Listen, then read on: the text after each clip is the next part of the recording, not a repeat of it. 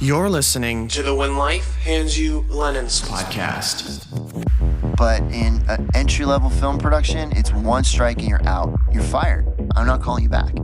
If your goal today is to make a basket, we're gonna make that basket.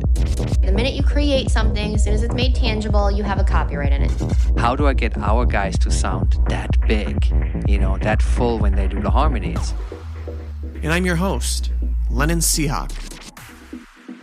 Let's get to the show.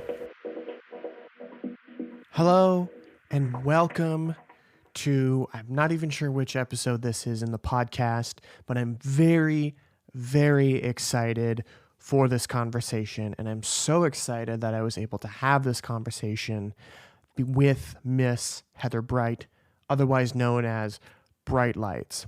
And any electronic music fan has, I'm sure, heard her stuff, whether it be her music or her incredibly powerful vocals across some of electronic music's most iconic tracks. She has worked with artists like Justin Bieber, Zedd, Britney Spears, Toni Braxton, Bingo Players, Savoy, Porter Robinson. She was on Porter Robinson's Language. She worked with Hardwell, Dyro, Blau, Benny Benassi, Dannic, Dash Berlin, Hardwell, Thomas Gold. She's worked with Fantasia, Far East Movement, Carmen, you name it. She has quite the discography and she is so talented. And in this episode, we get in quite deeply about her production. We talk about her workflow, the digital audio workstation that she chooses to use, why she uses it. We talk about the differences between being a songwriter and an artist and how she differentiates the two between when she's in songwriter mode and then when she's in artist or producer mode. She just recently started producing her own tracks and has also been getting into mixing and mastering. So she shares some stories in how she goes into mixing and mastering. She talks about her creative process, how she gets inspired. We talk about the importance of showing up. The importance of showing up in the music industry is so important. A perfect example of showing up is this podcast episode. I showed up to record this for you. Heather and I share a mutual connection, and about a year and a half ago, they made an introduction for us, for me, I guess you could say. And ever since, I've had Heather on my radar. I've been a fan of her. I've loved her music for years, and her voice is just incredible. And so when I moved to LA, I had her on my radar. I put her in my podcast guest list. I'm like, I have to have her on the podcast. She's very intelligent and I love her music and I love her whole brand of Bright Lights. So just recently I saw her name somewhere. I think it was on Instagram or something. And so I shot her an email and I said, hey, I'm in LA. Would love to have you on the podcast. Are you available? If you have some free time, would love to get together. She said, yeah, here's a date. She said, come on over to the house. And I showed up at the house and we sat down and recorded this conversation and we talked for like an hour and a half. So, or almost 2 hours, I guess you could say. But yeah, so Heather and I talk so much about all kinds of different stuff about showing up in the music business. We talk about songwriting, we talk about production, we talk about mixing, we talk about mastering, and we talk about having balls in the music industry. So I am so excited for this episode, and I hope you enjoy it as much as I do. And just listen because she is such a wealth of knowledge. So without any further ado, let's get to the episode. Okay, cool. My name is Heather Bright, also known as Bright Lights. I have produced for a few other artists. I also make records for myself. I've written songs for other artists as well. I grew up in South Carolina. My father was a pastor, so I grew up singing in church and around a lot of gospel music, around a lot of trap music when I was coming through Atlanta and that whole era. So yeah, that's kind of my background. I also had a lot of influence with pop music. So like NSYNC, Britney Spears, Usher, Destiny's Child, that kind of stuff. Okay. And growing up in church, did that have a big influence on your music that you do today? Yeah, I think that's one of the reasons my music remains so emotional a lot of times. Not every record is like that, but a lot of my biggest records are my more emotional records. Okay. And you grew up in South Carolina, and did you bounce around any? Did you move a lot? No, not really. We moved once when I was 8. Okay. And once when I was 5. Okay. But after 8, I was pretty much in the same place for about 10 years. Okay. And you said your father was a pastor. What did your mom do? My mom worked for physically and mentally handicapped children, mostly. Some were adults, but it would be like a 35-year-old who's functioning at a 5-year-old mental level. Okay. So she was always doing some kind of, I don't know, just really benevolent work, I guess. Yeah. Hard work. Yeah, that's definitely not easy work. I can imagine. And so I want to get into your songwriting. You have quite the discography. I mean, you've written for artists like Justin Bieber, Porter Robinson. You've written for Toni Braxton, all these artists. How did you get into music? I mean, you talked about, getting into Christian music and gospel music, and you're very involved in that. But how did you kind of translate into pop music and then dance music? Well, I went to Berkeley for about 3 years, which is where I learned theory and also where I learned how to play with a band and like a group of musicians. So you could put me on any stage in the world, and regardless of if I knew the musicians or not, like we speak the same language. So it really taught me how to jam, and that's a skill that I still use a lot today. I didn't graduate, but I feel like I got what I needed from the school, so I left.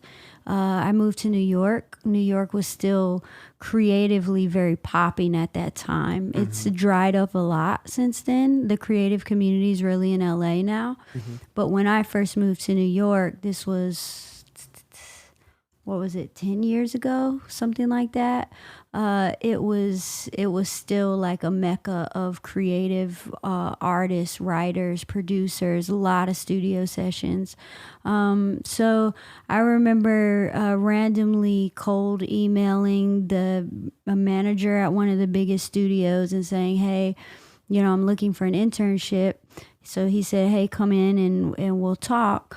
We talked for about an hour.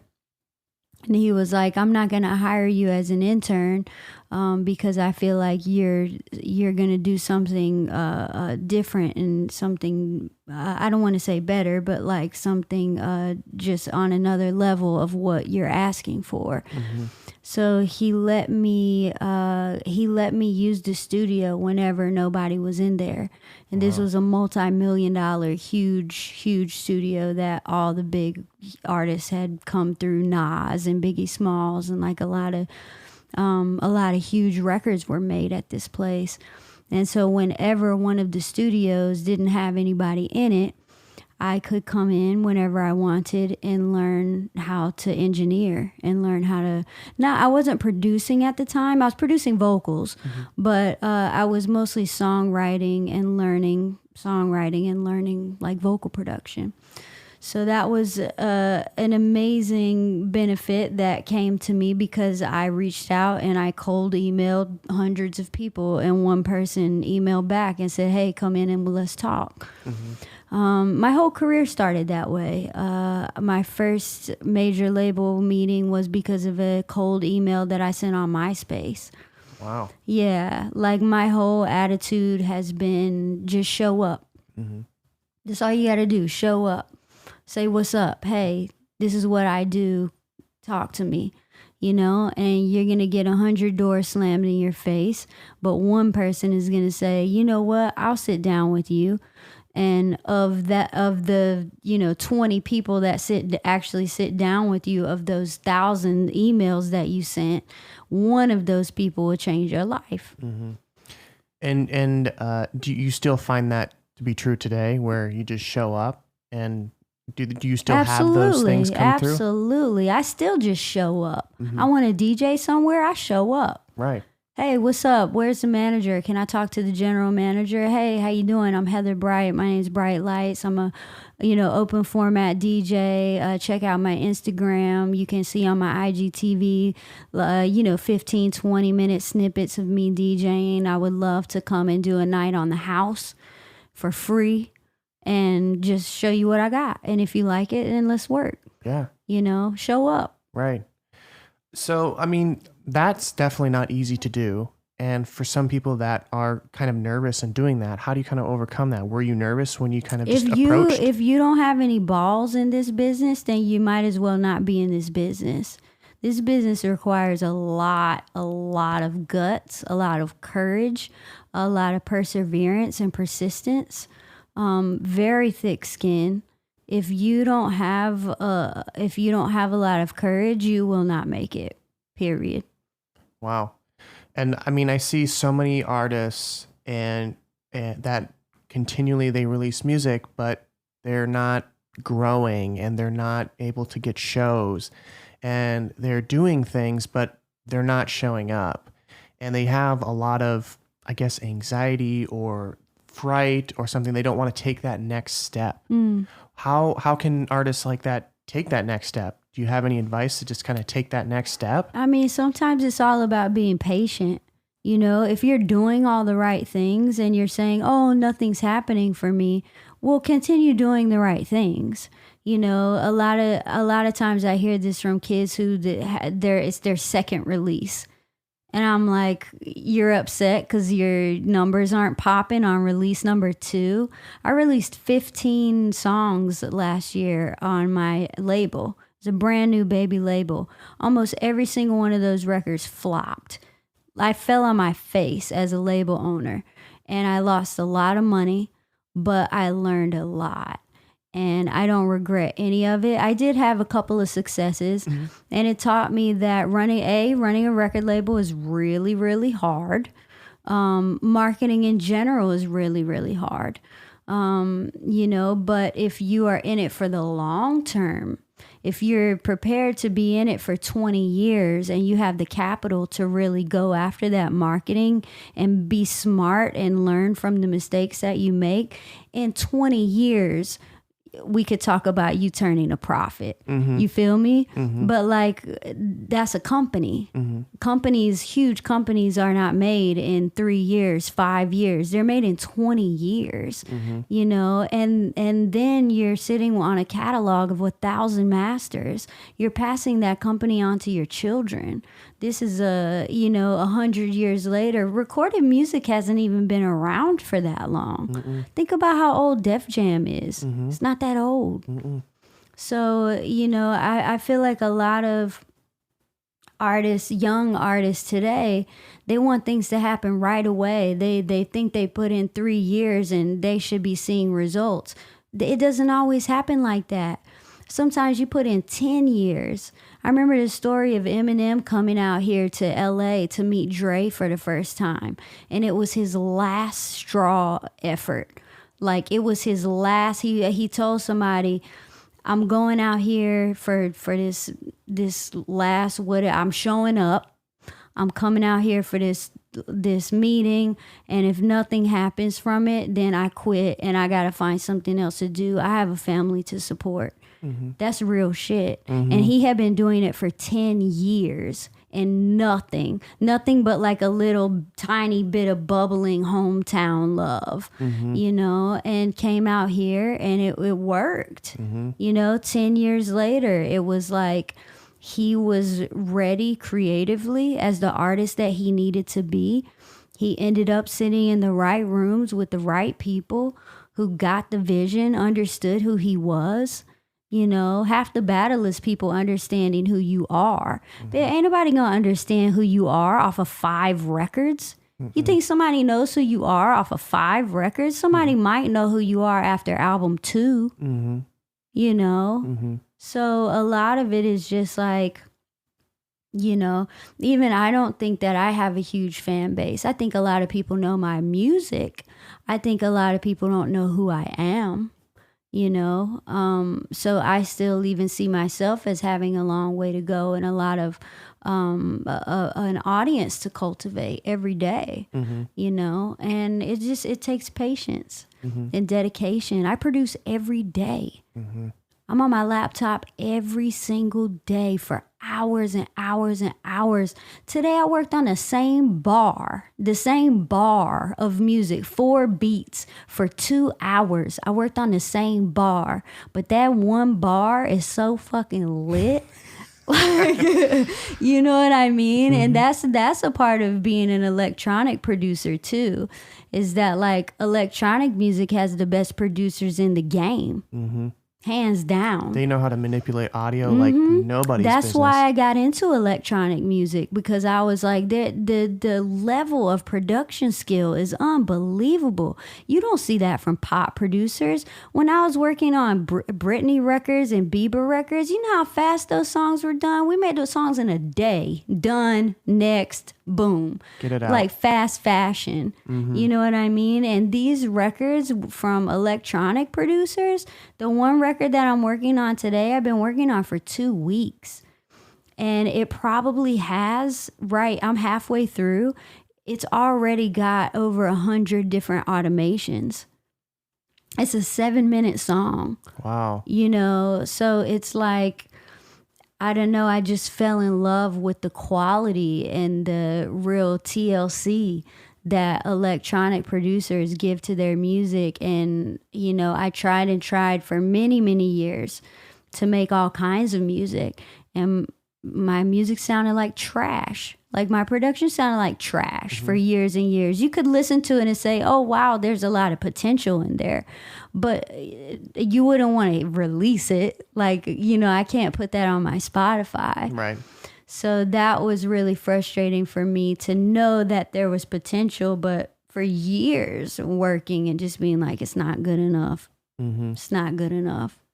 And what production software do you use? Do you use a couple or just one? I use Logic. You know, Logic got me, I started in Pro Tools because that's the very pop side of things. But I moved to Logic because of the vocal comp feature. As a vocal producer, that changed my life. And I couldn't get away from it. Pro Tools tried to do the same thing. It's not the same.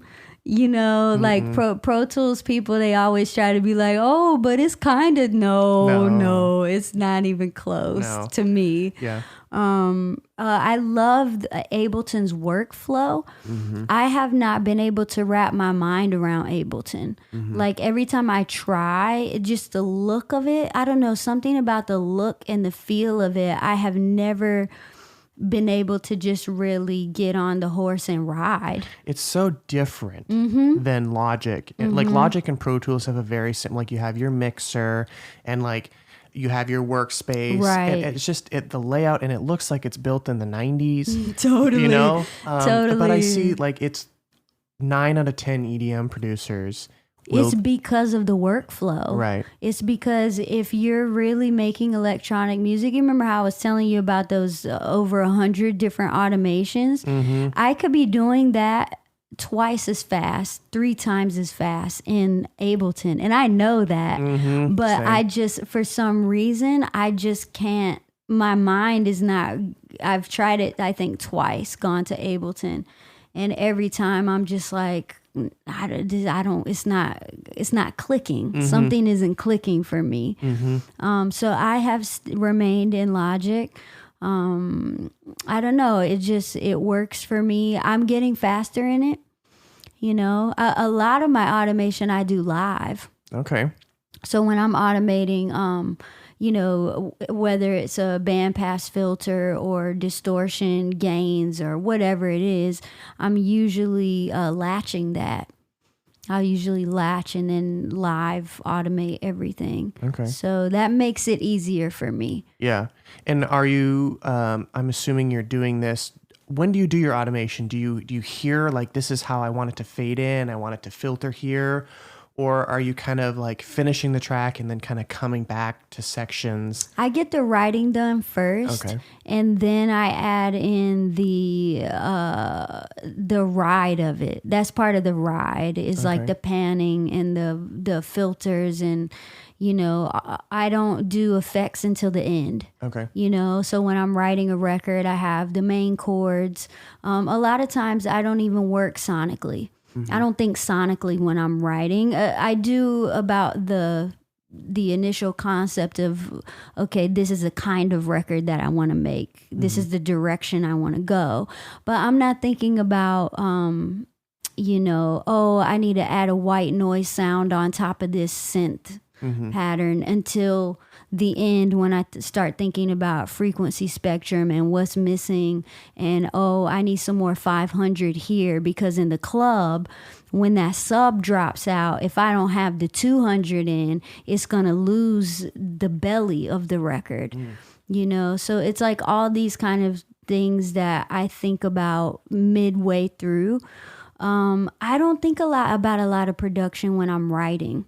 That magic portion of the record, that has to be done very fast for me. So the magic of my records is done within the first hour. And if I'm making a record and I don't feel magic in the first hour, then I move on to something else, normally, unless it's more of a teaching exercise for me, But yeah, I write very, very fast.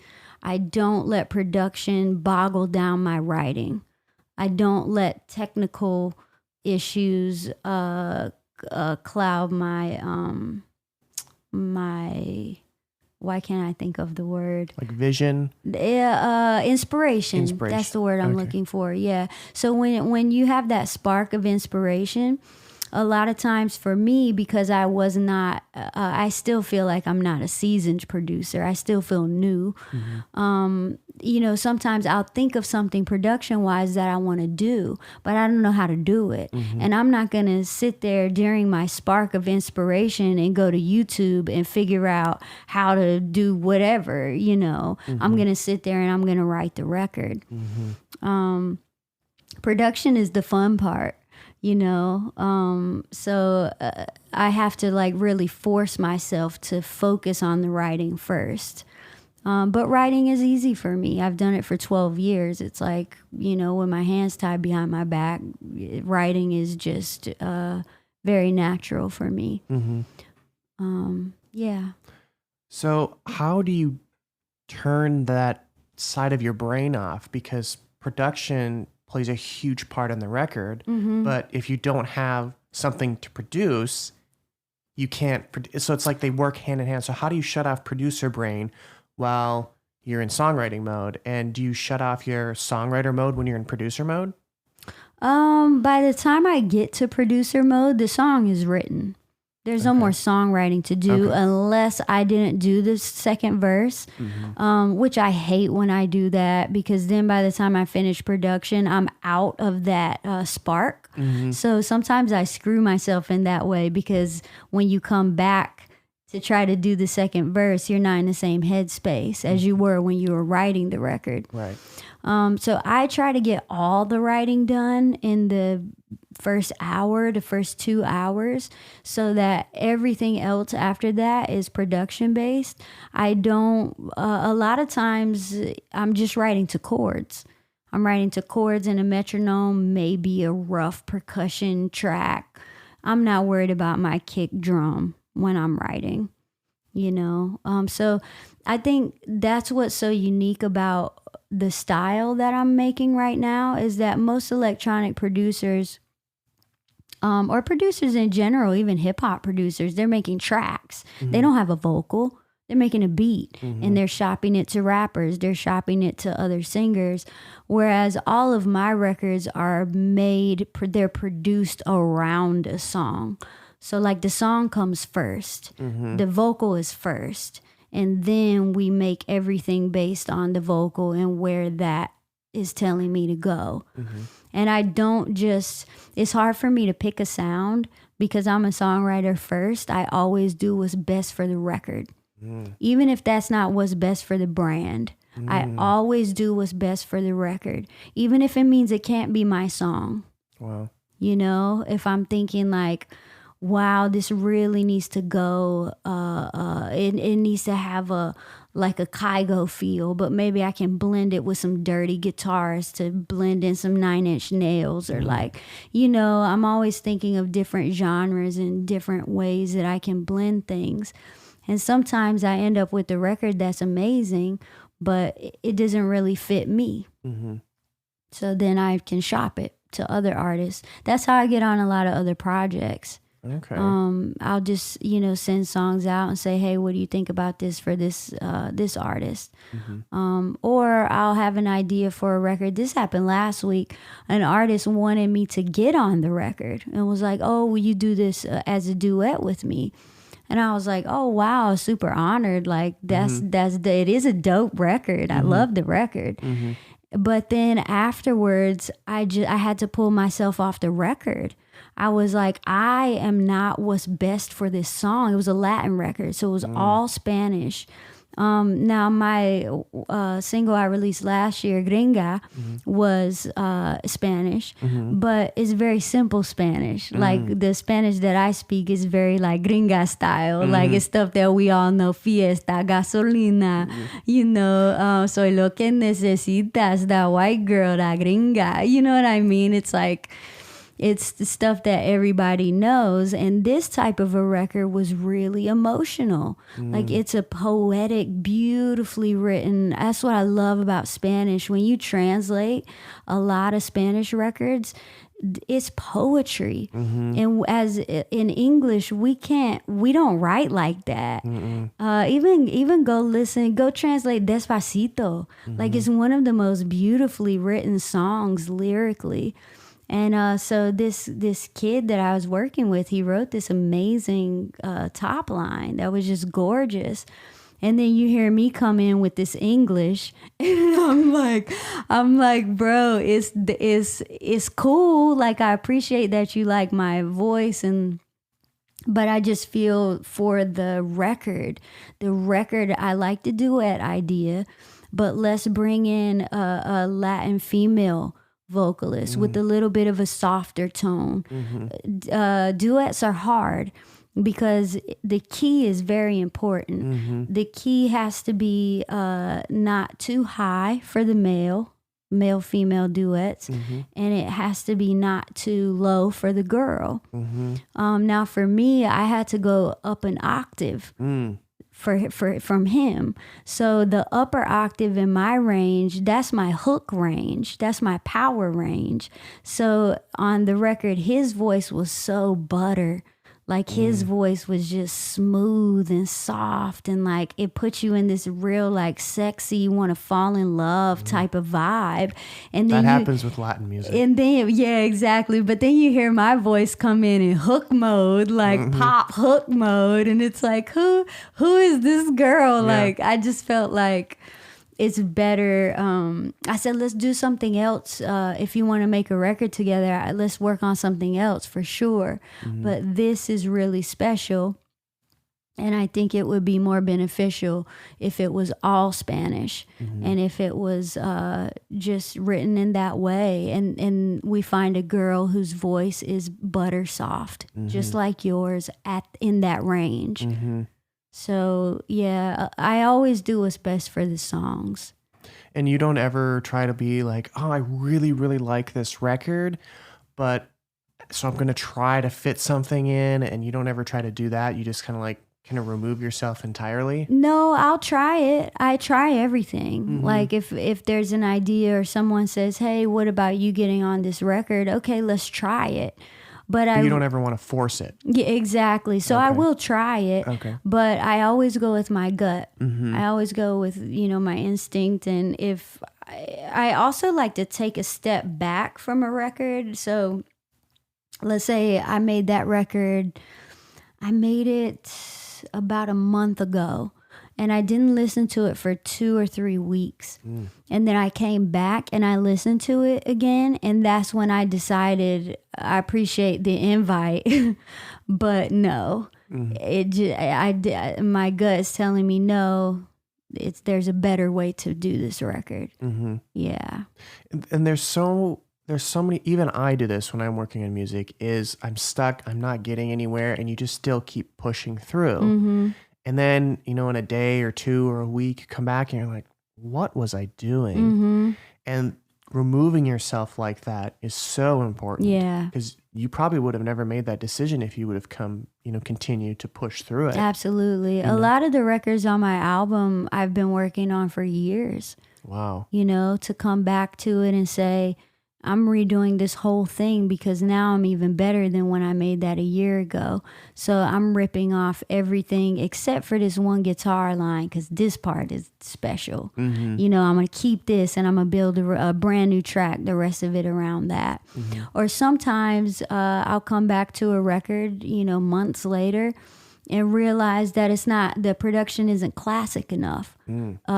It's trendy and it's gonna fade out really fast. So if I'm not prepared to drop it now and promote it now, then it's useless, this production.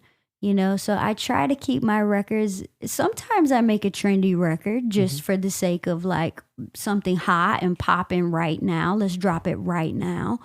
But 95% of my records I make to play 50 years from now. Wow. That's thinking long term. Yeah, I want people to show my records to their kids and their kids to be able to say, yo, this is lit. 3 generations of or whatever term is lit exactly, at that time. But 3 generations of people, somebody's grandma, their mom, their kids, all saying like, I can appreciate this record. This is just a great song. And I think a lot of those kinds of songs start with the songwriting. Absolutely. Like, yeah, there's songs without lyrics that have that that just iconic sound, but some of the most iconic songs of all time, like some of Michael Jackson's music, like Thriller, classic, because of the lyrical content. Yeah, and I mean the production plays a big part in that, but the lyric, it's just so catchy. Yeah, absolutely. So you started a label. I wasn't aware of that. Tell us about that and why did you start a label? This was about a year and a half ago. Okay. I started a label because I was having trouble getting my record signed. So it's a really unique situation. It's a common situation for unique artists, I think. When you're making something that hasn't really been done or heard in that way, or a lot of times I'm blending, let's say, like a Drake drum groove with like Atlanta style 808s, but with like an EDM type synth. And people are like, whoa, I've never heard this before. We don't know where to place it. We don't know what to do with it. But my favorite artists of all time, they couldn't get signed. Their stuff couldn't get signed because it was different. And it's like what I was saying before, where one person will change your whole life, but you got to go through 1,000 people to get to that one person who's like, you know what, I understand this. I see you. Let me help you navigate this. Now it's navigating marketing. I think before it was like navigating making the records, but now the marketing is like making the record is like kind of the easy part, But yeah, I started the label because I was just having trouble getting records signed. Labels would say, we love it, but it's just not for us. We don't release music like this. And then I would go to majors, but it was just like they would want too much, or, it just wasn't the right deal. And I'm not interested in a deal if it's not the right deal. 100%. I've signed too many shitty deals to keep doing that, And And this is for all new artists. You're going to have to go through some signing some bad stuff. That's just a part of being an artist, period. We all get screwed on the way up and along the way. But if all you have is one hit, if all you have is one song, then you might as well quit now.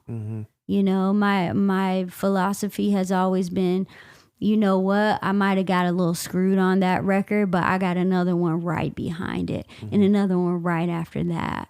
So even during my low times or feeling, feeling bad about the way things panned out or were handled, there's still another record right behind it. So I started the label so that I could just put out music whenever I wanted to. Gringa was the first record that I released. Wow. That record hit number 5 on the club charts, Billboard club charts. Wow. Yeah, but we invested a lot of time. There was a great setup with that record. I planned that rollout had a 3-month plan. Wow. Yeah, so that record was really worked in a way that record should be worked, which is why it did the numbers that it did. I still would have liked it to do better, but it was one of those records that wasn't breaking even the way I needed it to, and I didn't understand enough about releasing. I lost a lot of money on a lot of people just because I didn't have my team. So, you don't hire somebody on salary. You hire them on a campaign.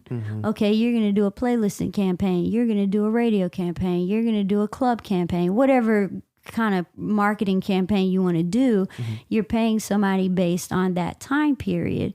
And what happens for a lot of labels now, this happens to almost every independent label, you find somebody who works and they can hit for about 3 to 6 months, and they have their contacts and their connects, and that works, and they're able to deliver the numbers, and then they lose it. And then they can't deliver, they can't turn around the same numbers anymore because they lost their foothold. The market changes too fast. And the business is musical chairs. People lose their jobs. Oh, I'm at Spotify. No, 6 months later I'm at Warner. 6 months later I'm at Def Jam. So you lose your. It's hard for marketing people. So there's not that many digital marketing guys who can really maintain consistency in their numbers. So that's what I was dealing with. I'd have a guy who would hit for me for 2 months and then fall off. And then I lost the turnaround money because he fell off. And it's not his fault. The market's changing. He's trying the best he can. So that was one of the things one of the hardest things I dealt with as a label. I don't regret anything. There's not one release, not one person that I spent money with, even if it was a waste, that I regret, because I learned something with every dollar that I spent. But you need a lot of capital. You need a lot of capital to run a label. So now I haven't stopped the label by any means. Actually, the last release we did really well. I didn't spend a dime on it, and it turned a profit. Wow. Yeah, so it's really random. That's the other thing you learn as a label. You don't know anything. You don't know anything. Oh, for sure, this record's going to pop. You fall flat on your face. And then the next record, you're like, oh, let me just drop this record and let's just see what happens, but I'm not going to spend any money. And then that record turns a profit. So it's like you can't really call. It's a numbers game. It's like, how many records can you release? And it's a long-term game. It's not, oh, you're going to be in it for a year? You might as well not even do it at all. So, I've had to scale back a little and just, kind of rearrange what I'm doing with the release schedule. I can't do 15 records a year. It's too much, especially because it's all just me. Oh. And I'm not, meaning I'm the only artist that the label is releasing. Okay. So, if I had other partners, And I had the marketing team in place that could do numbers long term instead of just 2-3 month spans, then I would be comfortable and confident to sign another artist. But when you sign an artist, you're responsible for that artist. You sign a record, you're responsible for that record. And that means something, you know? So, yeah, if I were to sign another artist record, it has to be, the team has to be in place, and we have to know where we're going and what we're doing. And you're learning so much just with your own releases, and then because you don't want to take a chance on somebody and then it flops and then it looks bad, and going through. Well, I'm an artist myself, so I feel responsible for another artist, and I wouldn't want somebody to sign my record that can't do anything for it. Just to have it, just to add it. I've had people do that with me, and it doesn't feel very good. Oh, we're going to sign this record, and then it comes out and the label does nothing. They botch the entire release, and it's embarrassing. And it's not really embarrassing for the label, it's embarrassing for the artist. So that's just the kind of stuff that I keep in mind. I would never sign an artist exclusively until things were really Trump tight. Meaning that, I would sign a single, couple records, 2 options, whatever. But to sign an artist exclusively, that's a lot of money. That's a commitment. That's somebody else's life is in your hands at that point. You know what I mean? If an artist cannot pay their rent, who are they calling? They're calling you because you own their recording rights exclusively. And that's I'm not at the point where I want that on my shoulders at all right now. No. Yeah, that can definitely be difficult. That's stressful. And it's scary, like you're always afraid you're going to get that phone call like, hey, I'm like $400 short on my rent this month. What's going on? And my rent is due in a week. Yeah. What's going on? When you're running through the marketing, did you ever come across some of those kind of scammy like playlisting companies? All the time. Because they're everywhere. They are everywhere. I would say half the money that I spent was lost on... There was only one spend in particular that made me really angry because it was somebody who just... It came in through a friend. Every person that I use comes in through someone else. Of like me reaching out to a close friend in the business and saying, hey, I'm looking for this. Do you know someone? So I trusted this friend who was connecting me with his friend. And it was a $2,000 loss. Wow. Just gone. Took the money and disappeared. They didn't even try? Nope. Just straight up took the money. Was it a playlisting thing? Yeah, it was a playlisting campaign. Yeah, took the money, and I finally found the guy. And when we got on a 3-way call, all he said was, we did the work. And I said, clearly you didn't.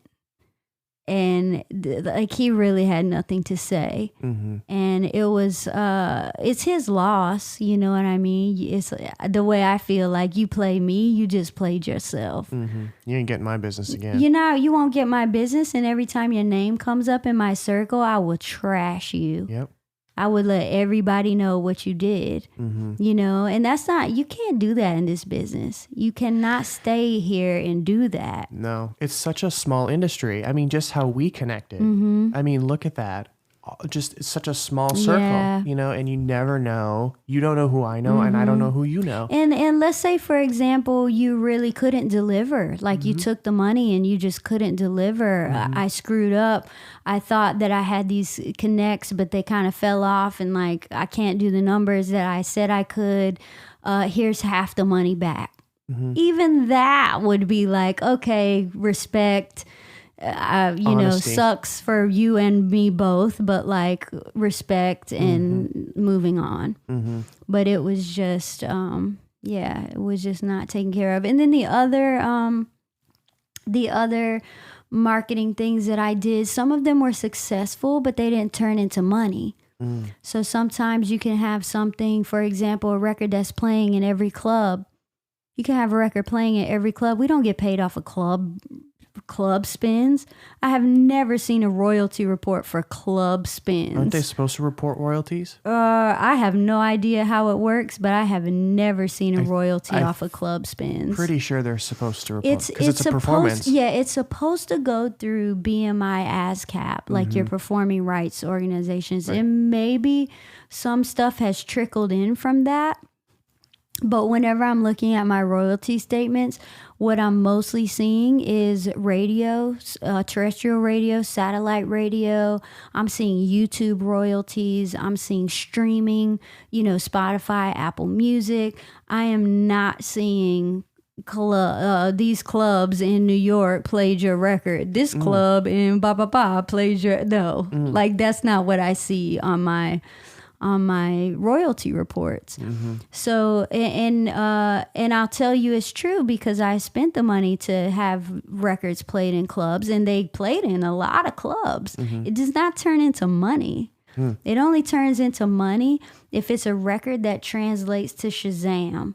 And people, the record hits in the club, and people have to say, "Hey, what is this?" And that's a beautiful thing when you have a record that translates like that. That's rare. It is rare when people feel like they have to pull out their phone and see what this is. And that's when it can kind of start to translate to streaming, and that's when you can start. That's when the club made sense.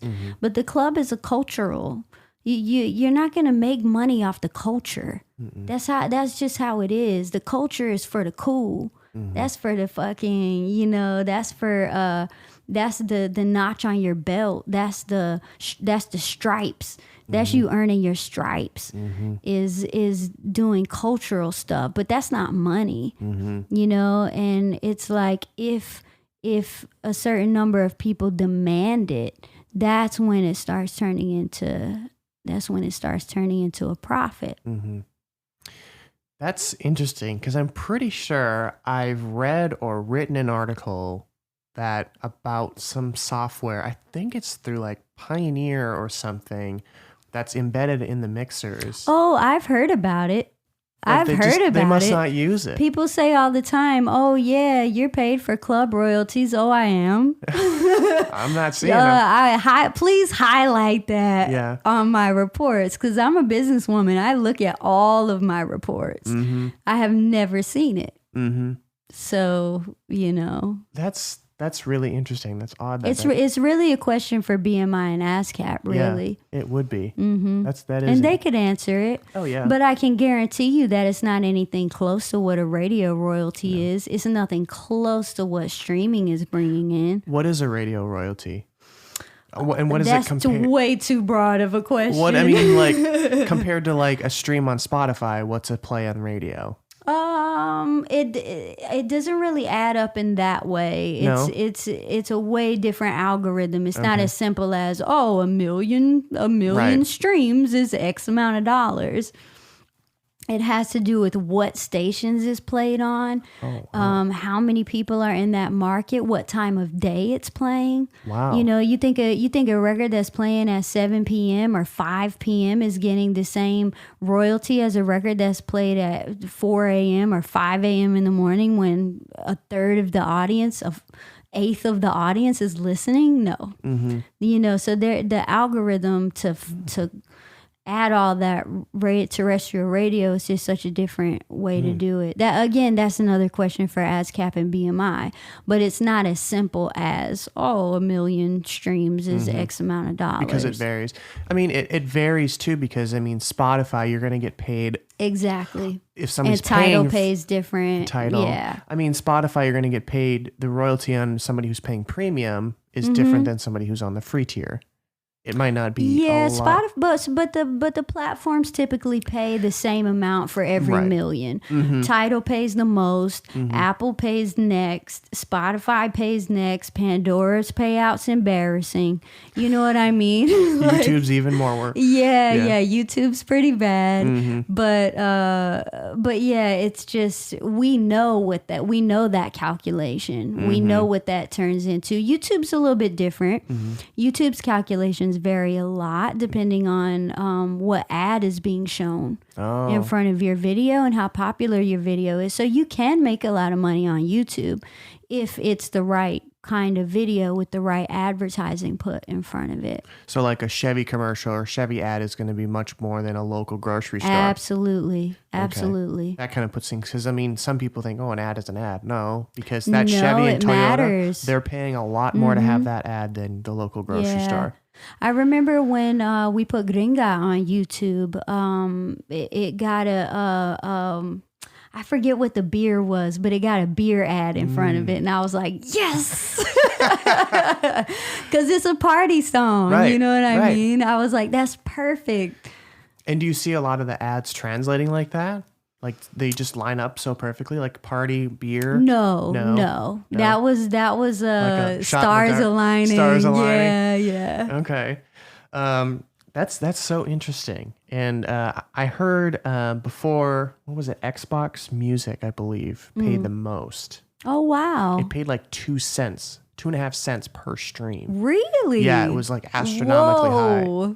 But then it died. It became something else. And Well, here's the thing: the companies that are paying the most, they're not spending on their infrastructure. They're not spending on their software design. So the reason that, for example, Spotify is such a quality platform and why a ton of people are there is because Spotify is, to my knowledge, right now is still in the red. Spotify has still not turned a profit. They're making a lot of money, but why they still haven't turned a profit over the 8 years that they've been going is because they reinvest all of that money back into the platform, into developing their own technology. So there's a level of respect that I have for that. You might not be paying out as much as these other people, but you're developing something that has more value for us artists. I can sell merch on Spotify. My tour dates show up on Spotify. That's amazing. And all the algorithmic playlists they have, 40% of my music is listened to by algorithmic playlists. wow. Yeah, that's crazy. Wow. And how often do you get added to these playlists? Is it frequently? Every week. Wow. Yeah, but they're algorithmic playlists. So like if I have a record, if I drop a record on 333 Recordings, my label, for example, that will go to people. It also depends on how I categorize it as a genre. So if I'm categorizing it as house or even like bass music, for example, I had a record out with Tynan. Called Dead Wrong. This was years ago. I just released Heartless. That was my last release. It was a Tynan remix. So all the people that loved that previous Tynan record, that million or something people, they all got that. They all got that my record that was his remix delivered in their algorithmic playlist. You know? It's so complex. It is, but it's cool. It is. I mean, there's no way. And it's crazy how Spotify has set that up to be so algorithmic and so automated so they can focus on building. That's where the money's going. And it's amazing. It's just crazy. And I mean, I read an article somewhere where Spotify's not turning a profit partially because they're spending X amount of dollars on these very lavish offices in New and York. all the billboards. And the billboards. Although a lot of those billboards are co-funded by the artists. Some of them, not all of them, but a fair number are paid for by both Spotify and the artist. Interesting. Or the label. Interesting. Makes a lot of sense. Yeah. It's promo for both. Yeah, it is. Why should it not be shared? Right. Spotify is just on another level, like when it comes to algorithmic playlists, and I don't think Apple's anywhere near it. No. Do you see more revenue from Spotify than Apple? Yeah, absolutely, Yeah. because of the numbers that are being done on Spotify. So it's like, it's always that age-old question of like, you know, what's 100% of zero? You know, it's like if Spotify is doing more numbers, Let's say I get my next single gets 4 million streams on Spotify, and they're paying 0.008 cents on a stream, as opposed to 200,000 streams on Apple that's paying 1.012. Mm-hmm. Where's the value? Where's the real value? It's in Spotify, because the bottom line is the bottom line. Mm-hmm. All these little math things that we want to sit around and pick around and poke around about, the bottom line is Spotify delivered, $16,000, and Apple delivered what? Hang on, I'm trying to do the math. It's too much. It's like too much math. It's complicated, but it's for me as running a label and as an artist too. It's the bottom line. That's all that matters. And I'm looking at what each platform's bottom line is for me, and Spotify is delivering a great bottom line. And do you think that that's going to translate or transition in the future? Like, Spotify is here to stay for a while. Oh, I wish they would have some competition. Yeah. I would love to see somebody come up and spend the way that they've been spending, because here's the thing. I don't think there's anything like super special and unique about Spotify. I really don't. The algorithmic stuff is great. Like the playlists and the way the back end works is really cool. But as a platform, there's nothing about it that's like, whoa, this is super unique and such a, next level idea. Why isn't there another platform that's coming up and competing? And I think it's just the amount of money and capital that's required to come up against a company like that. It takes a lot. I think Spotify too, at the base of it, is people pay $10 a month or free, and they can go on and listen to any song they want in real time. That's the basis of it. They don't care. Like, the average consumer doesn't care about their generated playlists and all that stuff. They just like how their favorite artists show up on a playlist every week, or even at the end of the year, your top song. Like, that stuff is cool. I love the emails. So all the artists that you follow, or who follow you, I think I have now, what do I have? Like 12,000 followers on there. I love that, because it's not a huge amount of followers, but that's 12,000 people. There's 12,000 people who get an email every time I release a record saying, hey, Bright Lights, who you follow, just released a record. And then it puts me in the same email with all of their other favorite artists. So there's a lot of stuff that they're doing that's not like crazy innovative. It's just like kind of common sense, but it's something that no one else is doing. There is no competition. I think it's just because people think, oh, Spotify's figured it out. There's no sense in me trying to come in and read it. That's exactly what it is. Yeah. But imagine there was a social feature. I was just thinking that. Where you could share your favorite thing within the system, and you wouldn't have to share on a text, or I mean, that's just one kind of lame idea, but like, brainstorming and thinking of something that can make a streaming platform to where you kind of live on it. There are people right now living on TikTok. They spend their whole half a day on TikTok because it's such a cultural platform. They're there because there's culture there. And imagine if Spotify had that. Imagine if Spotify had integrated a cultural foundation to what they were doing. It's just very cut and dry. It's very black and white. There's no culture about the platform. But Apple Music tried something like that with their Apple Connect. But Apple's trying to sell computers and phones. You know what I mean? They're not focused on. Yeah, exactly. So all this streaming, and they just deaded iTunes. I'm a DJ. How you gonna dead iTunes? And with their new OS, the new Catalina update, completely destroyed like the XML mapping to was it like Hardwell and stuff. Exactly. And it just like DJs were like freaking out, like do not update. Yep. But that's crazy. Yeah. But yeah, like you said, they're selling $5,000 laptops.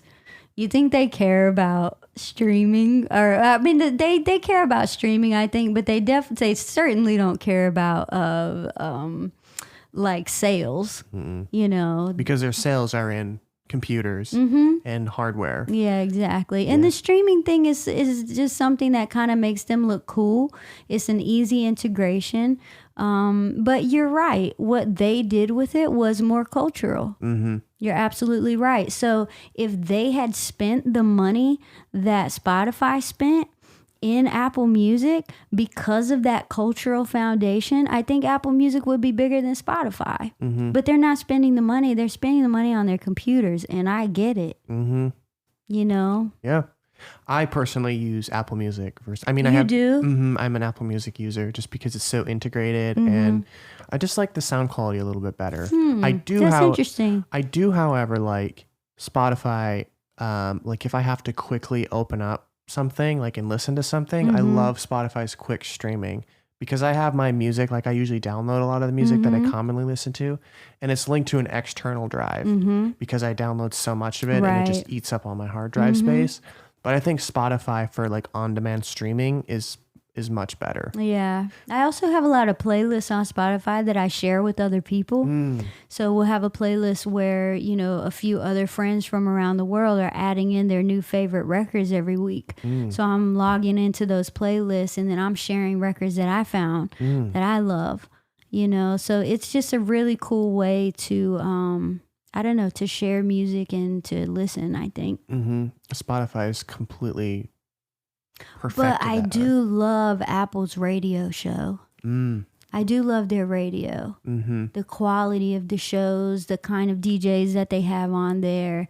Yeah, I'm a fan of that. Yeah, Beats One Radio is quality. Exactly. Quality content. I got to listen to an interview with Zane Lowe and Justin Bieber. I've heard quite a few good reviews on it, and like somebody commented on it. It's like an hour long, and somebody commented on it saying that he's never been more like vulnerable in an interview. Like he was very emotional. Oh wow! And I love him. He's so talented, and I know you worked with him. Yeah, and I'm super sure talented. You can speak to that. And I watched part of his season's documentary on YouTube, where he's kind of talking about like him in the studio and just seeing how perfectionist he can be. And it's like, I just admire him. I think a lot of the best artists are that way. Oh, I've had the pleasure of just being around so many huge artists, like as a songwriter, and there's a real common thread between people that are huge, and a lot of it is like a perfectionist thing. But there's also another thing that I notice, especially with big DJs, is accessibility. The biggest DJs in the world will text me back right now. If I text them right now, they will respond to me in 5 minutes, an hour at the most. Maybe they're on stage at a show. You know what I mean? Wow. I can text, if we could do it right now, I could text 5 C level acts, 5 B level acts, 5 A level acts. All the A level acts will message me back right away, text me back right away. The B levels might take a day. The C levels might not text back at all. Wow. That's crazy, right? Wow. That's real shit. Wow. That's my experience. And I just kept noticing, like, is part of the reason why these guys are so huge is a matter of accessibility. If you get, it's a numbers game, like we were saying before, you know, to come full circle with it. It's all a numbers game. So if I get 100 texts a day and I'm able to respond to 50 of those, to 70 of those, as opposed to 10 of those, how many more opportunities do you think I'm going to have just based on my response level? So it changed. When I noticed that, it changed a lot for me in the way that I respond. to people. I respond to almost everybody. Wow. As soon as I can. That's hard. And you'd think that, in this industry that is so important, and how many people lose out on opportunities because they don't respond right away. Or they just, there's a thing too with like, let's say somebody's a lot bigger than me and they've invited me to come hang out at their house or in the studio or to come to the show.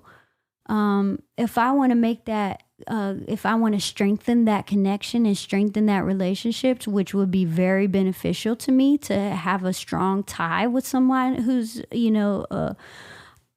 much higher level than I am, then I'm going to make it easy for them. What time should I show up? Where should I be? Let me know. I'm there. I would love to see you. I would love to kick it with you, period. I've had a lot of situations where people will hit me up being like, oh, I really want to talk to you about production.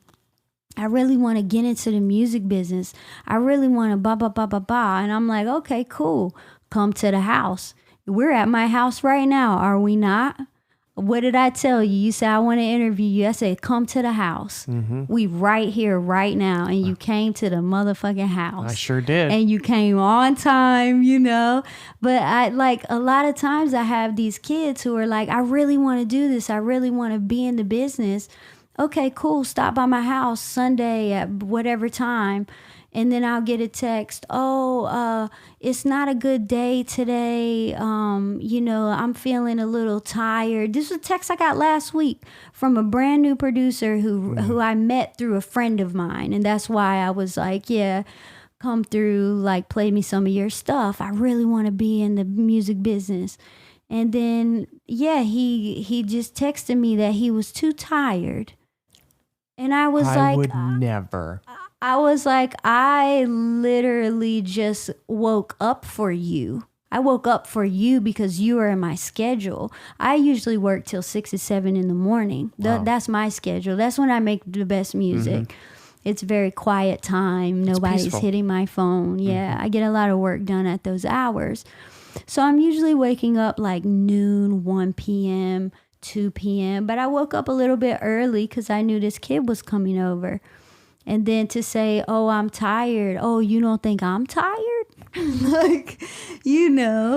So I see a lot of people who claim that they want it, who say they want it so bad. But when it comes down to doing the dirty work and waking up early and showing up and putting your feet in front of another human being's feet and saying, hi, I'm here. That's rare. That's rare for people who just show up. I'm here. I love what you just said because I live by what you said. If somebody like yourself invites me over to your home and gives me the time of day to talk to you, I am going to be the utmost respectful of that time. I'm not going to blow it off the day of or a couple of hours. I'm going to make sure it's in my calendar. I'm going to make sure I'm on time. Yeah. And remember, early is on time and on time is late. Right. So totally. But yeah, I see that all the time too. I've had a few podcasts. People, they reach out. Hey, I want to be on your podcast. I want to be on your podcast. They don't show up. I'm literally sitting at my computer. I have completely rearranged my day. Yep. And I'm sitting there at the computer with my Skype ready to record, and I'm sitting there emailing them. They're not on there. And I never get a response back. I sit there for 15, 20, 30 minutes, and I don't get a response. LA is famous for that. I know. I've heard. I have a lot of people who come in town from New York, like, old friends or people in the business, and they get so frustrated. They're so upset because they're only here for a week, they're from out of town or wherever, Miami, Chicago. And I always get the same thing when we sit down to dinner or something just to kick it. What is going on in LA? I had 2 meetings canceled today, this morning, the day of. I'm like, welcome to LA. People would rather sit by their pool. People have something more important to do than you. And that's just what you have to accept about this city. And it's like the people that do show up and they do the work, that's your family. that becomes your family, you know. And people in LA, they move in small little circles of their own family, and they succeed in their circle, and it stays in house. You know, it's that's why it's so hard to get into the business, because everything is very click, but it kind of has to be.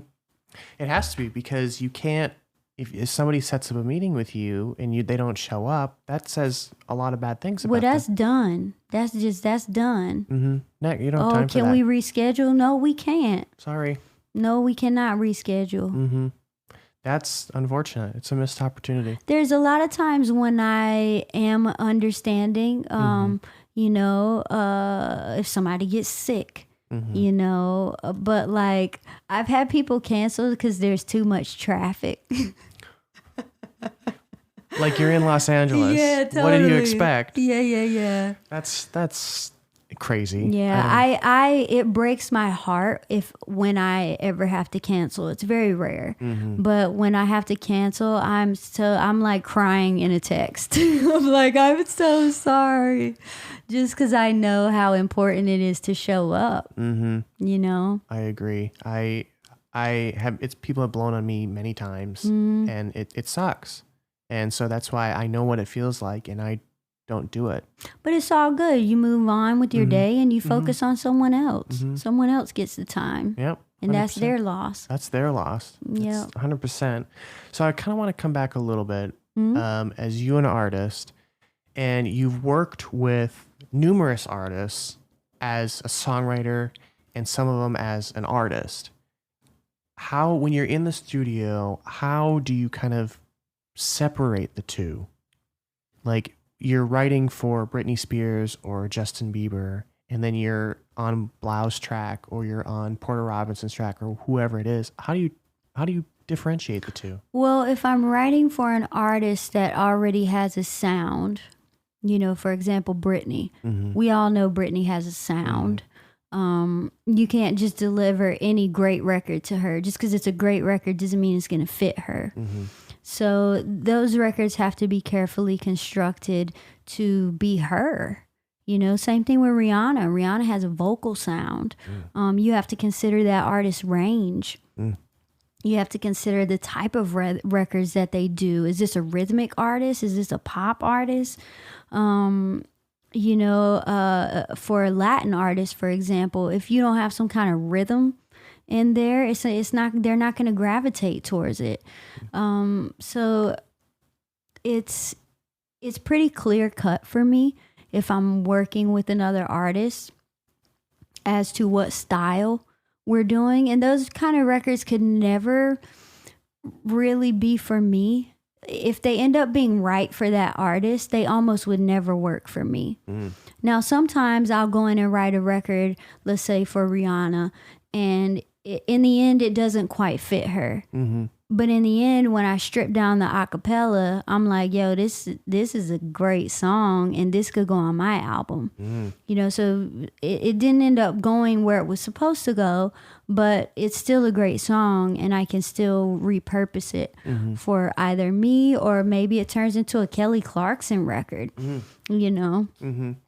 And then for, you know, the stuff that I'm doing with my own voice on other DJs' records, I've kind of stopped doing a lot of that.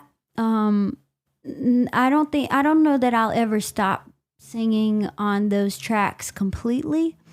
But how do I say this? It's almost like, first of all, singers don't really have the kind of respect that they deserve and that I require as an artist, as a human being, you know, as a person who makes music. We don't have respect from the fan base. Doesn't really care. A lot of the fan base, they don't care who sings the record. They care about who's making the tracks.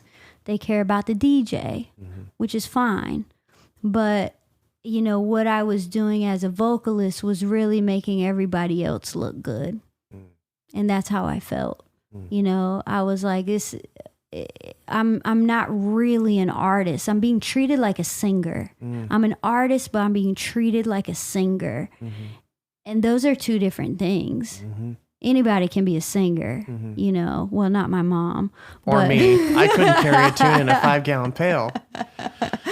But there's a lot of great voices out there. You know what I mean? Absolutely. But just because you have a great voice doesn't mean that you have a real vision as an artist. It doesn't mean you see the music video in your head. It doesn't mean that you made all of my album, all of my cover art. I'm making all of that cover art. Yourself? Yeah. Wow. Yeah. So just go look at my last Spotify releases. Like all of those records were my art. That's me. And I have such a vision for it. Like and that's the fun part to me. So that's what was so stifling to me as a songwriter too, was that I see all these things in my head and, ooh, we could do this kind of music video, and I could see us doing that with the rollout of the record. It would be cool if we did this for the marketing. But I never had those chances. I never had those opportunities because I was just delivering a record and everybody else did all the work. That's great sometimes. Do I want to do all the work for every record that I write? Hell no. No. It's a lot of work. It is. But I do want to have that. I have to have that outlet. If I don't have that outlet, I feel very unfulfilled. I feel very miserable as a person. It's a very dark place for me. I'm not happy with life when I don't have that outlet of, you know, making the artwork and thinking about the video and, ooh, let's roll it out this way. But I probably write, like 100 records a year now. And it's like, how do you, there's no way you could roll out all those records. There's no way you could do all that. So sometimes it's nice to just make a record for somebody else. You have the vision, you have, you know, what you need to do, and go for it. And do you, for Bright Lights project, do you mix, master, you produce, you design the cover, you do everything yourself? I just started mixing and mastering recently. I would not say that I'm a mix and mastering engineer. Okay. But I think I'm becoming good at it for my stuff because I know what I want to hear. And I'm getting better and better at achieving that through the mix. I don't really have a lot of stuff on my master. Okay. You know, like you'll see, I see some producers with like 20 plugins. Yeah, like 8 or 10 things that on their master. If your master is that busy, you need to go back and check the mix. Exactly. So my mixes, I'm dialing into the point where I really only have like 2 or 3 actual plugins on my master. It's usually a color EQ. Okay. A subtractive EQ after that, where I'm pulling out the muddy elements. And I try to do that in a lot of the tracks anyway before I get to the master. Right. But I always clean up the master a little bit more. And then I'll usually go straight to the L2. Like I usually don't even do any stereo imaging because that's all done in the mix. I might add a little excitement. I might add some positive distortion, especially if it's a trap leaning record to get that grit on it. It really depends on what the record calls for, but I don't really do a lot more than that. Okay. So the mastering has become easy because my mixing has gotten better, you know, and my mixing has only gotten better because I pay attention to other people's mixes. And I have a couple amazing producers that I work with who I can say, hey, why is this not working? I also was working with we still work together a lot. Not necessarily on mixing and mastering right now, but his name is Gabriel Giudici. He's from Italy. I know him. I'm actually connected with him. Okay, yeah. Yeah, I know him. So Gabri taught me a lot about mixing just because we were mixing my records. And then I got to the point where the frustrating thing with me about mixing, working with another mixer, is that I'm so picky and God will have 20 versions of a mix. Whereas if I mix it myself, I don't need 20 versions of a mix. I'm right there. I don't need to, I hear it right there. Whereas mixers, I'm not often in the room with mixers, even here in LA. It's like, you know, you pay the mix fee. They do it in their own time when they can. They send you a version. You make your notes. You might go 3 versions in. With Gabri, what I loved about Gabri was he would spend the time that it took he would go all the way with me, all the way. And he let me learn as a producer. And there's not a lot of mix engineers that make that commitment to an artist or a producer. A lot of mix engineers are like, you know what, you get 2 versions. And if you want more edits after that, it's going to be, what, $200 an edit. And I get it. It's your time. Right. I get that school of thought too. But I will always hold Gabri down. Like, Gabri could call me 20 years from now and be like, I need X, Y, Z, no matter what it was, I will make it happen. Because he made me a better producer just by letting me make mistakes. And by me calling him and saying, you know, I told you to add some stereo imaging to that master. Can you take it back? Can you go back to the previous version? Because that was a mistake. I think that was the wrong thing to do. And we were learning along the way, to both of us together. We would learn. And I would say, why? How come it lost the warmth? Something about it is losing the warmth, but I can't tell you why. And that's part of becoming a great producer, is being able to say why. And like, oh, why doesn't it sound, I want it to sound like this. Why is it not sounding the way I want? And I think we developed a lot together for 2 years, about 2 years. We really worked almost every week together, just passing versions back and forth. And Wow. Yeah, so I haven't worked with him in a while, just because I've been mixing and mastering my own stuff. However, I will say this, I will send him all of the stuff from the album and say, can I get your ears on this? And he's probably going to message me back and say, I love it. Here's what I think. I think the bass could be ba ba ba. I think this could, from a more experienced mix master perspective. I prefer to stem. I prefer to stem out. So if I'm going to go to mix now, because I've got my mixes so good, I like to do no more than 10 stems. 10 stems. So like your basses, your synths, percussion, all that. Yeah, and then they have some room to mix and to do their thing, but I'm not like, my session is 100 tracks. Right. I'm not sending you 100 tracks. That's ridiculous. That's going to take us forever. Right. You know what I mean? Right. So it's like, but that's how I started with Gabri. I started sending him like 40, 50, 60 tracks. And so now that I've gotten better, we're able to do more stem mastering. Or, hey, I'm going to send you 4 tracks, so that he has freedom and room to move around as he's mastering, to really get it locked in place. But he always sits there, and I have never once gotten to the end of a record with Gabri and beat it with mine, and his is always better.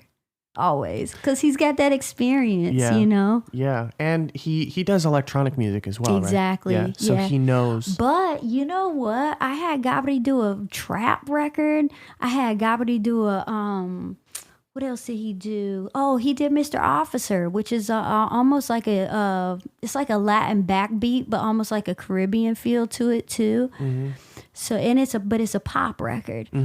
So he surprised me a couple times where I tested him. I was like, I just want to see you, like, how you can do with this.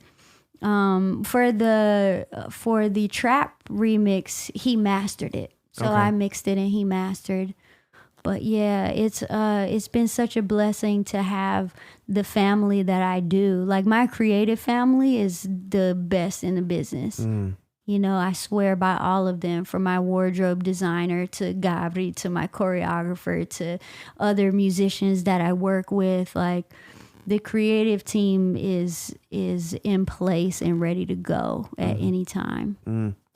And the importance of getting a fresh set of ears on a mix is changing. Is so it changes everything. I don't think I would be comfortable submitting an album without having another mixer's ears on it. Maybe one day, but there's just something about another set of ears that has not been listening to the same record for 2 months, 2 years, however long it took you.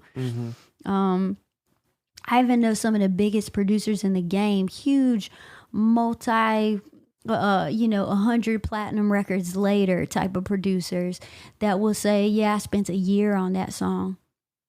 And they weren't a new producer at the time. This is like this is a labor of love. But when you go back and you listen to those records, think about Beyonce, Deja Vu. That record took 2 years, but go listen to it. Go listen to that record right now.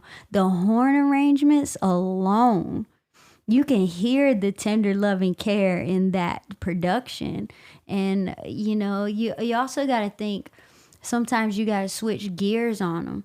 Sometimes you start with one vibe and halfway through the record, you realize, oh, I got to take this direction. I had it wrong. Cashmere just released a song probably 6 months ago, and I'm drawing a blank on which song it was, but he spent 3 years. He's so talented, it's ridiculous. He is, and I love his cultural influence, like in his melodies. Yeah. Well, because the Indian music just has other modalities to it.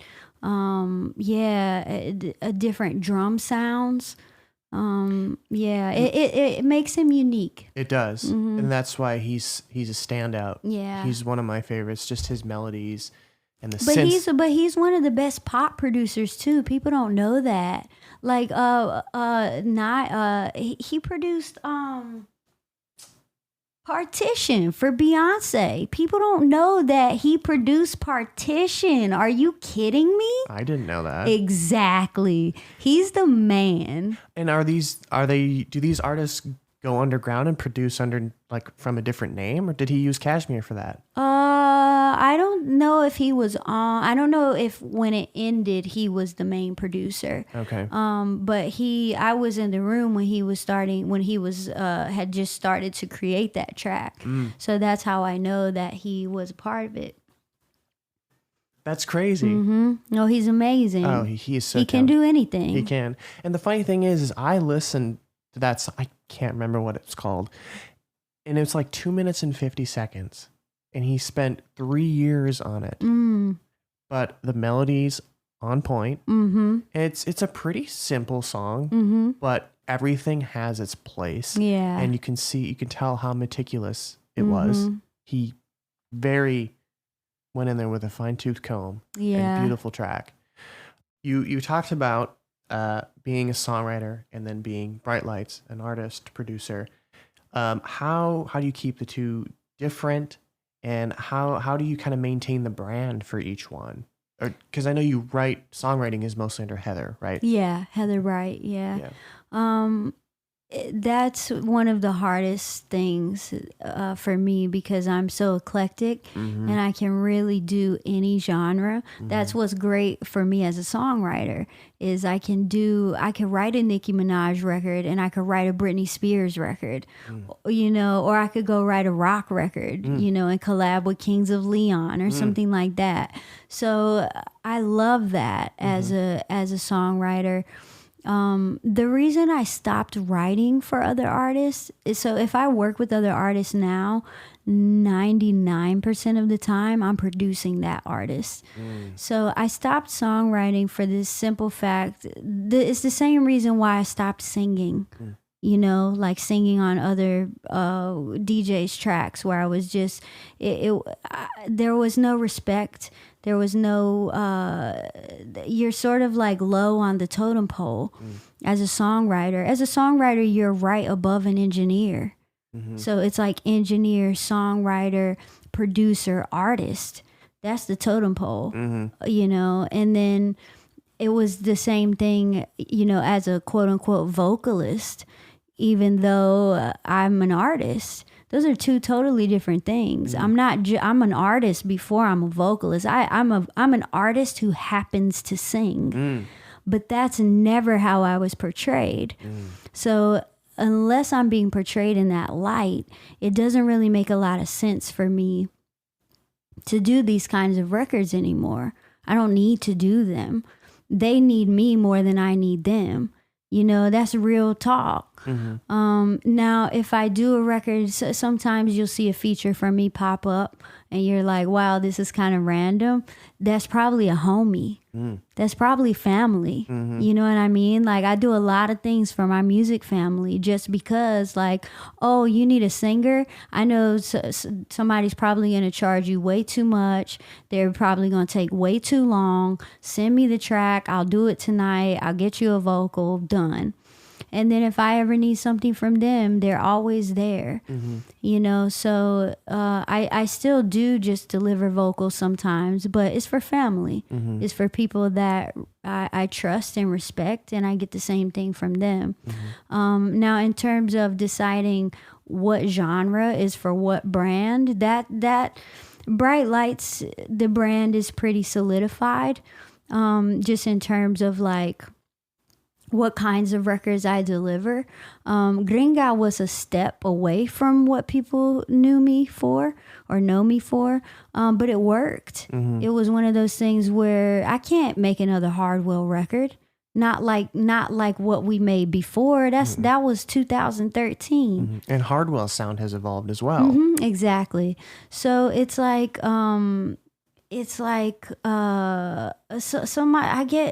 I must get 20 tracks, 10 to 20 tracks a day in my inboxes, you know, from DMs or whatever.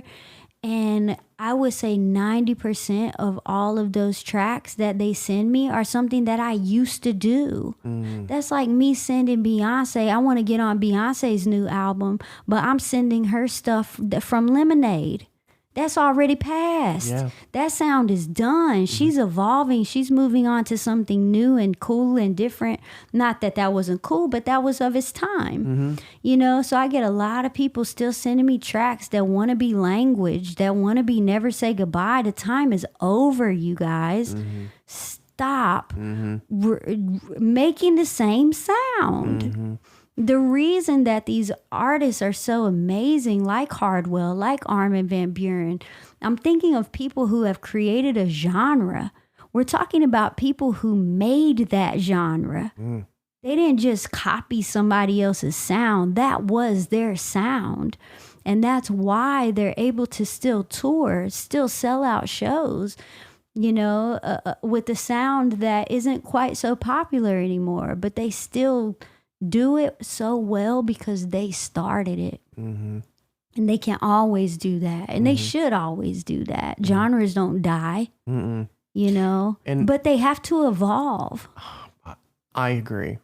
As a journalist, I continually I get 20, 30 pitches sometimes a day. Oh, wow. And people are listen to this, listen to that. And I've talked about the minute details of how to pitch a journalist and what I like to see.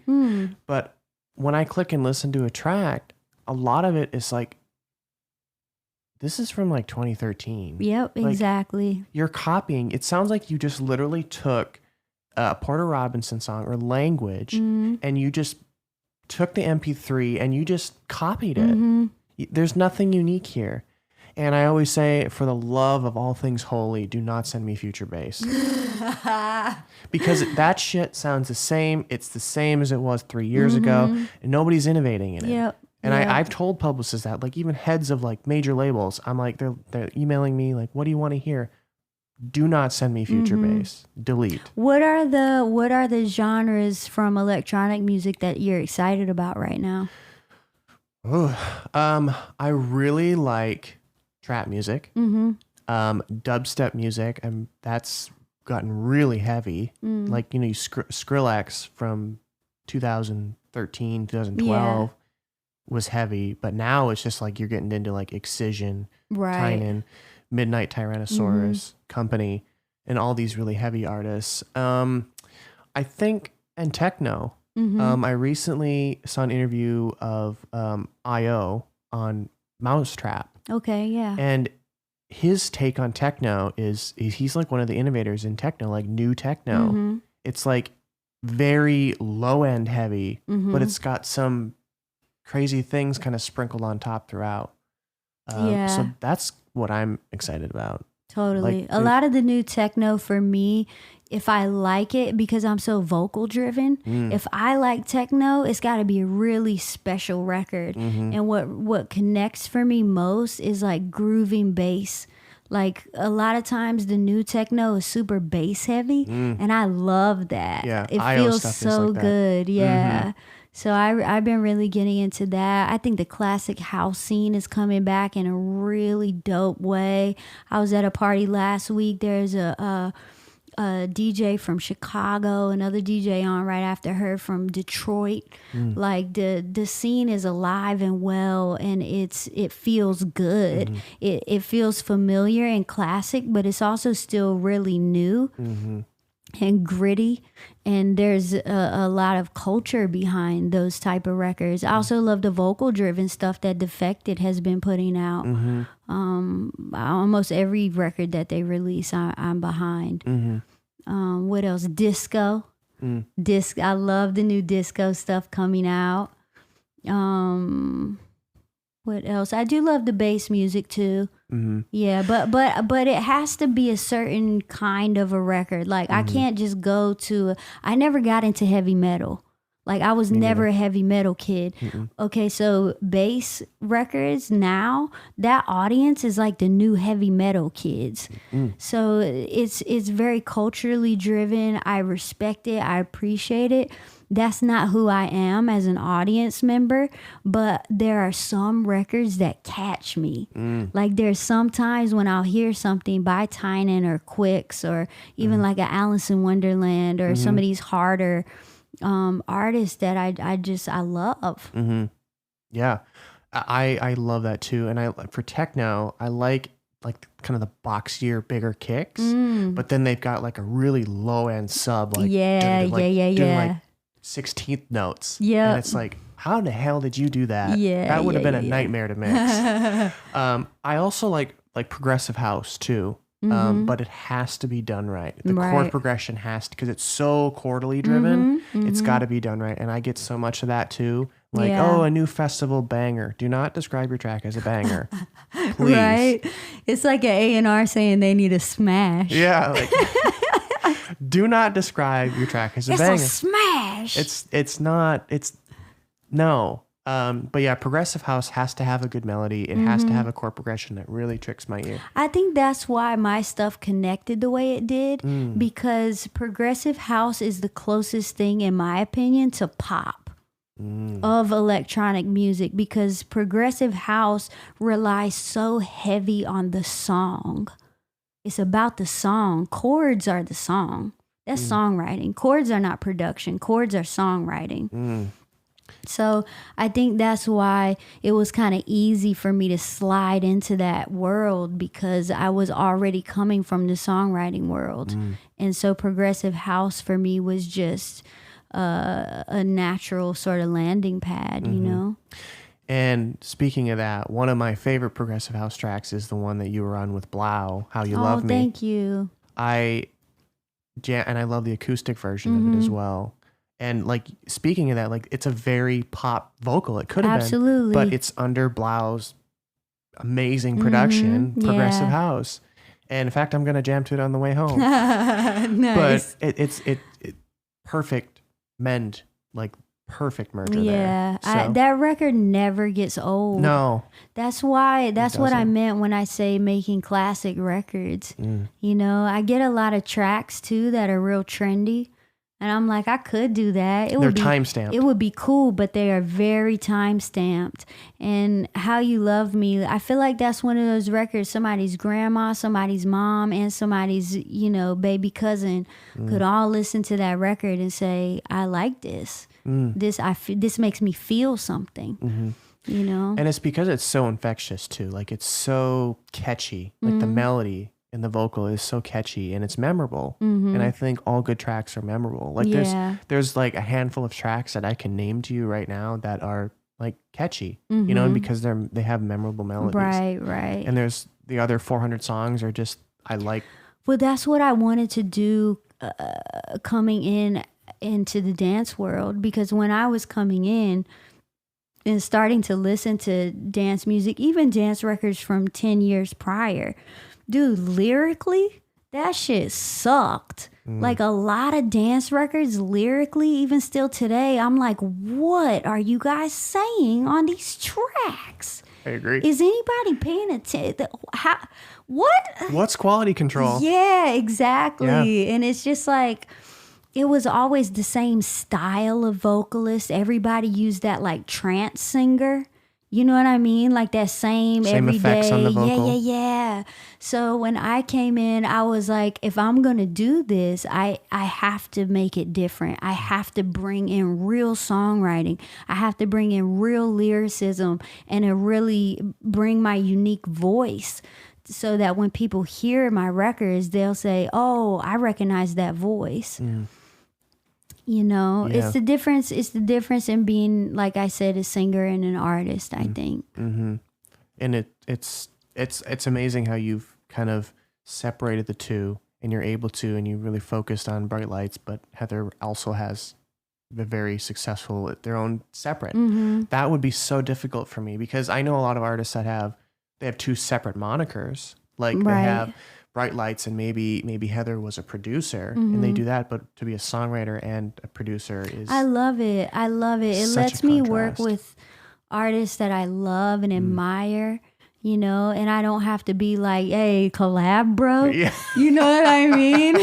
Yeah. Because as a producer working for other artists, like, you're helping them. You know, I'm bringing a great, something of great value to every artist that I work with. It's not just like me taking, which is what a lot of these collab bro DMs are about.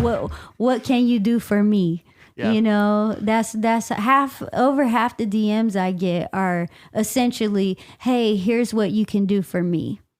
And it's the terrible way to try to like network with people and communicate. The first thing I do when I see somebody that I want to work with is say, hey, how can I help you? Here's what I do. If there's anything you ever need from me, like, I'm happy to just come in. I do it for the love. Like, I'm here for anything you need. I'm a fan. Let's go.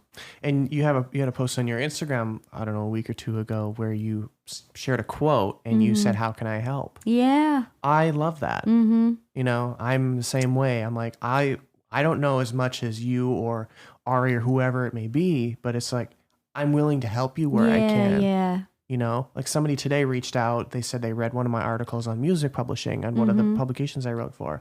And they're like, hey, I'm starting up a publishing company and I just don't know, should I choose between Centric or which one? And they're like, I need some help. And I'm like, why did you pick me of all these people? You know, but I gave them an answer on how I could, you know, as best I could help them. Right. With the knowledge that I've learned. So it's just like, I love giving back. And I think that's what makes the community music industry a beautiful place, is those who are willing to learn will listen. Yeah. And those who are willing to help will give back. Totally. And you're a prime example of that. When you're starting out, like, I haven't been producing that long. I'm still a new producer. So when you're starting out, it's never about what somebody can do for you. It really isn't. Ever.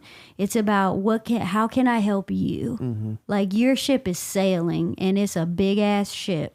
And if I can just get on, you tell me what hole you need to be plugged and I'll put my finger and we'll ride. You know, like, be willing to do anything. Like, I'll do where was I the other week? I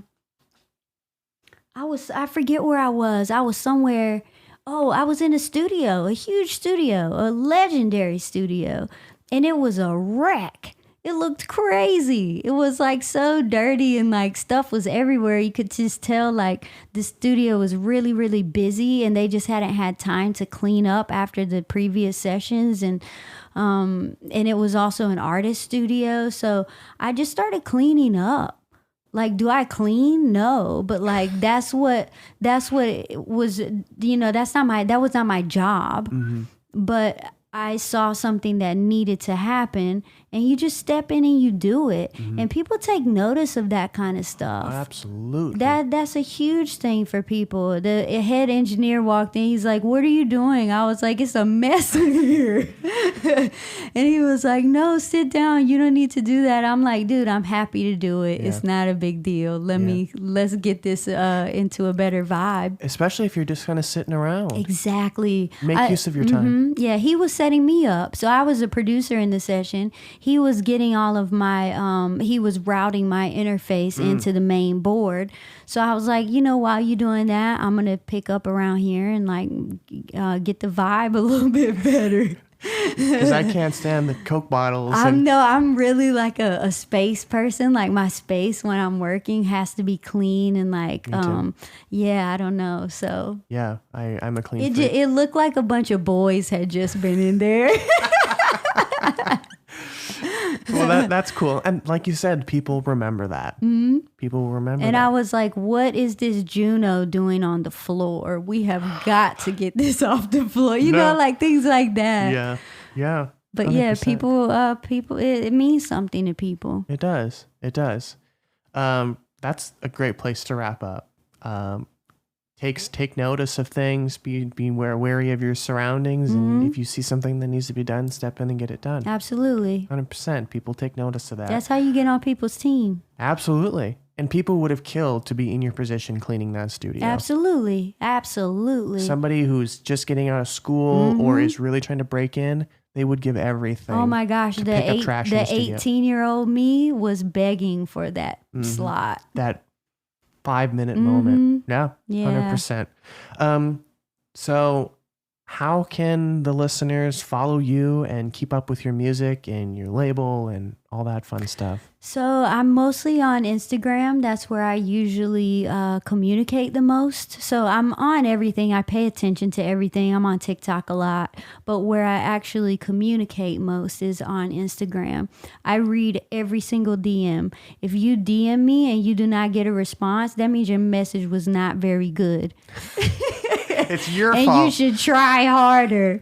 No, I respond to almost everybody. The only time I don't get a response is if I open, like I said, I open one of those things and it's like, here's what you can do for me, which I get a lot. Those are usually ignored. But if somebody comes with a really positive attitude, I'm always there. So I engage with a lot of fans, a lot of people who aren't even in the music business. Where are you from? What's your job? Tell me about your day. I like regular people, man. Yeah. I like regular people. Yeah. It's nice to get out of the music business, producing, engineer headspace and just talk to a normal person. Yeah, totally.